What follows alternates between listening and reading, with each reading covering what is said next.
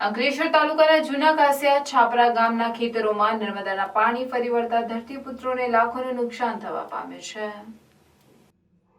નર્મદા નદી સતત બીજા વર્ષે ભયજનક સપાટી વટાવી 2 ફૂટ ઉપરથી વહેતા અંકલેશ્વર તાલુકાના જૂના કાસિયા છાપરા ગામના ખેતરો પાણીમાં ગરકાવ થઈ ગયા છે। ખેતરોમાં પાણી ફરી વળતા કારેલા, પાપડી, તુવેર, કેળ સહિતના પાકોને નુકસાન થતા ધરતીપુત્રોને લાખો રૂપિયાનું નુકસાન થવા પામ્યું છે। ગયા વર્ષના પૂરની કળ હજુ વળી નથી, ત્યાં આ વર્ષે પુનઃ નર્મદાએ વિનાશ વેરતા ધરતીપુત્રોની આર્થિક રીતે કમર તૂટી ગઈ છે, ત્યારે તંત્ર સહાય કરે તે આવશ્યક છે। હાલ અમે કાસિયા સીમમાં ખેતી કરી રહેલા છે। નર્મદા નદીમાં પાણી છોડવાથી અમારા ખેતરોમાં ઘણું બધું નુકસાન થયેલું છે।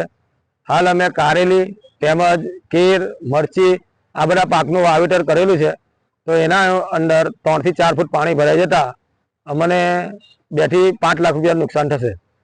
તંત્ર દ્વારા કોઈ અગમચેતીના ભાગરૂપે સૂચના આપવામાં ના, એ કોઈ સૂચના કરવામાં નહીં આવી। કહેવામાં આવ્યું કે 22 ફૂટની ઉપર પાણી ના જાય। અત્યારે કેટલા ફૂટ પાણી છે? અત્યારે 26 ફૂટ પાણી છે તમારા ખેતરોમાં?